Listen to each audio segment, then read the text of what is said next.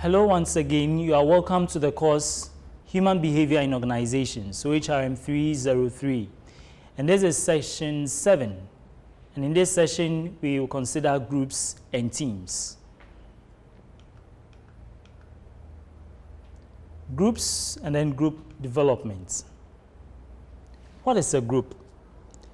We often find ourselves working together with others, and usually we come together because there is a common goal that we all want to achieve.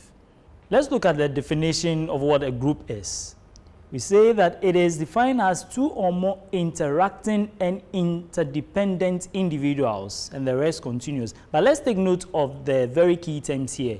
We say interacting and interdependent individuals.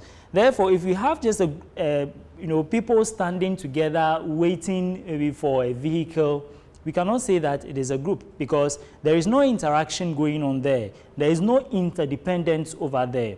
Now, groups are consciously formed. So they are interdependent, and then also they are interacting. They come together to achieve specific goals. So when these individuals come together, they have an idea what they want to do. Or even if they do not have an idea immediately what they want to do, through their interactions, they're able to develop goals, or they're able to develop a purpose for their being together as a group. We'll look at two key categories of groups, the formal group and then the informal groups. In any formal organization, we can consider it as a formal group. Why? Because there is a well-defined structure. Each individual knows exactly what he or she is supposed to do, the work assignments that he is supposed to perform, when he is supposed to perform them, and then deliver. And everything is clearly defined. That is in a formal group. But then in the informal group, usually it results from the friendships that people form when they find themselves in organizations. And so usually in every formal group, there is an informal group. You find yourself in an organization or in a place like University of Ghana. Within University of Ghana, in the various departments, there are people who form friendships. And the nature of their friendship is not written anywhere. There's no contract of friendship written anywhere. But because of their interaction, they form that kind of clique, or they form that kind of group, and they have common interests.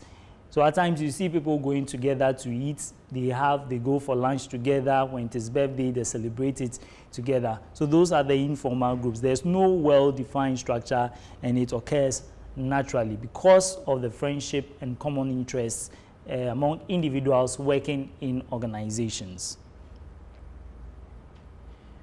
There are stages of group development, and this was developed by Bruce Tuckman. We start with the forming stage, the storming stage, the norming stage, the performing stage, and then the adjourning stage. Often there is a bit of, there's no clarity as to how these stages move from one level to the other. But let me just give you this story, and that will help you really remember the stages very well. Let's say you have a meeting in, let's say in a hotel somewhere. You have already booked for the hotel, and then you are supposed to have your meeting or your conference from a certain time to the other, beyond which you have to pay extra. Now, in preparing to go, you raise your head and you realize that the clouds have started forming. So we think about forming. The clouds have begun to form. Then immediately there is a storm. But we know that the storm does not last forever. Everything normalizes. We move to the norming stage. At this point, you feel that, okay, now the weather is good. We can go ahead and perform our task, what we have to do. Now, because of the delay in the weather and you not starting early, people arriving late, you are not able to finish at the time that you expected to finish. And the hotel expects that you close and probably have the program another time. So if you are not able to complete what you have to do, you have to adjourn it. So the clouds begin to form, there's a storm, everything normalizes, you go ahead and have your program. If you're not able to finish, then you adjourn. Just think about this, and it will help you remember clearly the stages of group development. So at the forming stage, this is where the group members, get to know each other. This is where they have started coming around. There's some level of anxiety. Some are, quite excited about what they have to do. At this point, too, group members are not really clear exactly what that is each person, that's the task that each person has to perform. That's at the forming stage. So this is where they begin to have some interactions with each other to set the agenda for why they have come together. Then, in order to get to know why they have come together, there's a lot of interaction, there's a lot of brainstorming, there's a lot of debate here and there. And at this stage, if care is not taken, the group can disband because people may not be comfortable with what others perceive or what others are suggesting or bringing on board. Remember that the group is now forming. People are coming from their various backgrounds with their expectations already. And so this is a stage where they begin to brainstorm or they want to develop clearly what they have to do. And those who think that they cannot really work through that brainstorming stage, if they feel that they cannot really work with the rest of the members, they leave. But then some eventually stay. Now, this is a stage that has to be taken, that has to be critically considered by leadership or by management to ensure that key group members are not lost as a result of the debates that go on as to what they have to do. Usually, there is some kind of a lapse or delay between the storming stage and then the next stage, which is the norming stage. Because you agree with me that debates are not that easy, and in order to get the consensus, it takes a lot of time. But eventually, when they are able to complete all the debates or they are able to eventually come to a consensus, we come to the norming stage, where it is now clear what each group member has to do. This is where the leadership is also very clear. There's now a strong sense of group identity. Everyone gets to know each other, what each person has to do, and then the group members also bond and they are able to then move to the next stage and actually start working. It is at the performing stage that everything is now in place. The group structure is in place. The levels of authority are in place. So here, everyone is very clear. So they now put their energies into actually getting the work done. Because at the storming stage, that is where they are actually thinking about the various tasks or the strategies that they have to use, and also the goals that they have to achieve. So this is the stage where each member starts working very hard towards the attainment of the group task. Also note that this is the last stage of group development for permanent work groups. Now, for the temporary groups, they move ahead to another stage, which is the last one that we have, the adjourning stage. For permanent work groups, let's take an example again of University of Ghana. This is a permanent work group. If you go to any department, such departments have been there for so many years and they keep performing their activities, just that there may be a little change in what they do. But this is the work that they keep doing over and over and over. Some members exit, others come in. So that is more of the permanent work group. But for the temporary work groups, we can think about committees. Usually they meet to plan a program and they also go through all those stages.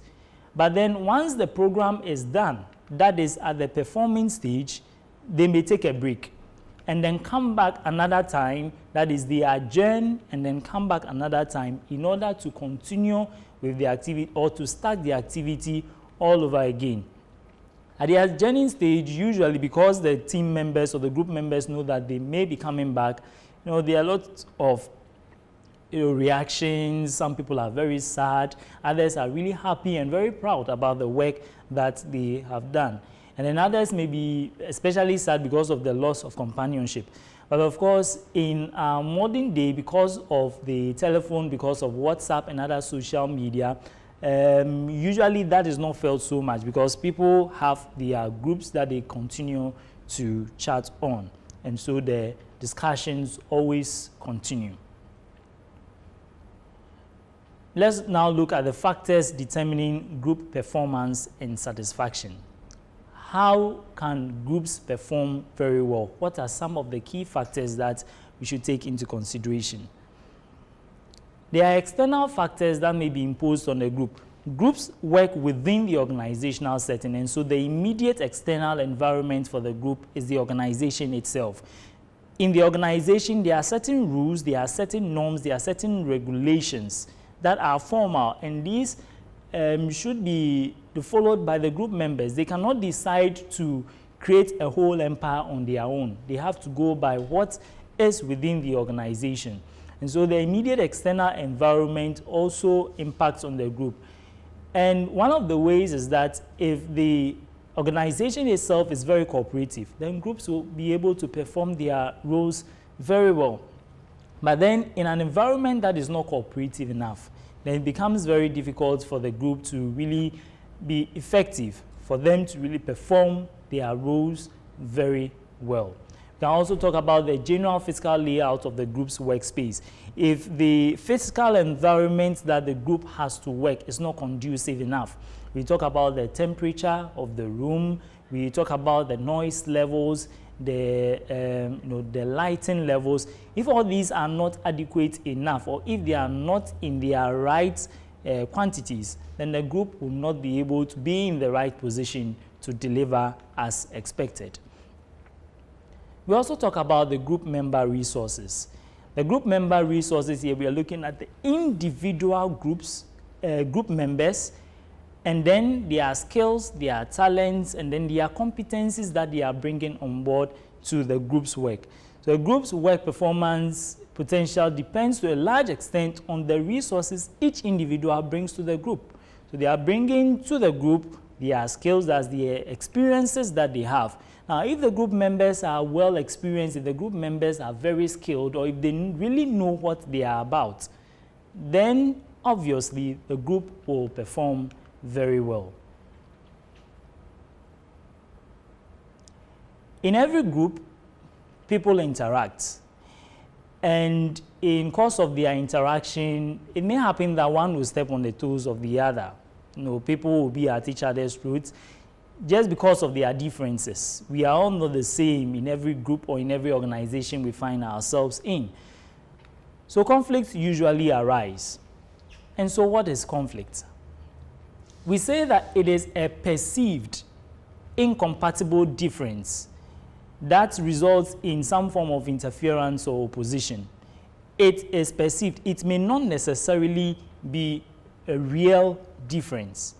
It may be a perceived difference. And so usually you realize that some of the conflicts that arise are really conflicts that should not even come about in the first place. But because of the perceptions that people have about each other, about the differences that exist, it results in some kind of interference or opposition. Now, when you look at the other point over here, it says that whether the difference is real or not is irrelevant. Now, once people perceive, or once they feel that the differences exist, then there is a conflict. There are three schools of thought, or three views regarding what conflict is. The very traditional view of conflict holds that conflict is bad and must be avoided. You may well be aware of what goes on before every election, in most African countries and also here in Ghana. All of a sudden, we have many groups, religious groups and other civil society groups coming to tell us that, look, conflict is bad and so we should avoid it.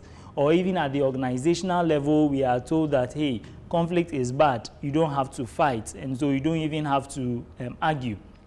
Conflict is simply bad, it should be avoided. That is the traditional view of conflict. So it views conflict as something that is not beneficial to the individual or to the organization or maybe to the nation, and so it should be clearly avoided. Then we have the human relations view of conflict. That holds that conflict is natural and it is inevitable as far as groups are concerned, because people are interacting on a daily basis. People are interdependent, and then they always interrelate. So once they do this, and because they are also different, it is natural that the differences will arise. So the human relations view of conflict holds that it is natural It is a natural phenomenon, and then it is one that we simply cannot avoid. It is inevitable. So definitely conflict will arise. And because it is natural and inevitable, managers should be able to devise strategies to be able to deal with such conflicts when they arise. Middle managers, for instance, are expected to have human skills.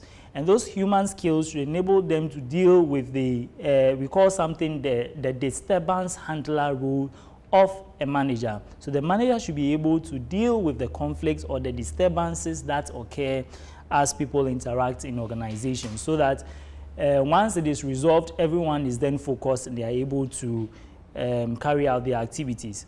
The interactionist view of conflict holds that some conflict is necessary for a group to perform effectively. Again, that's some conflict. So it means that, or the interactionist view of conflict holds that, well, not every conflict is bad. Some are positive. Some are positive. For instance, if we are in an organization where things are just moving in a very negative way, or things are going bad, we cannot just say that, okay, let's just remain as we are. Someone will come and say that, no, there has to be a change. The status quo has to be changed.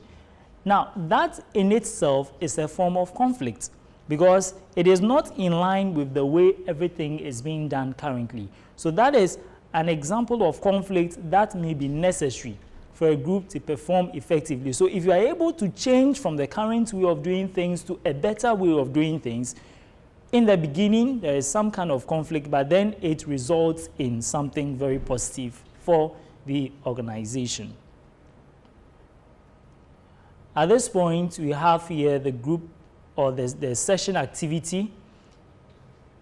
You are asked whether you have been involved in a formation of any group at any level. What were the processes you went through? And then are they consistent with what we've just talked about? And you may as well want to touch on the issues of conflict as they arose in the group that you found yourself in as you strove to develop them. Students, I wish you all the very best in your revisions. Thank you.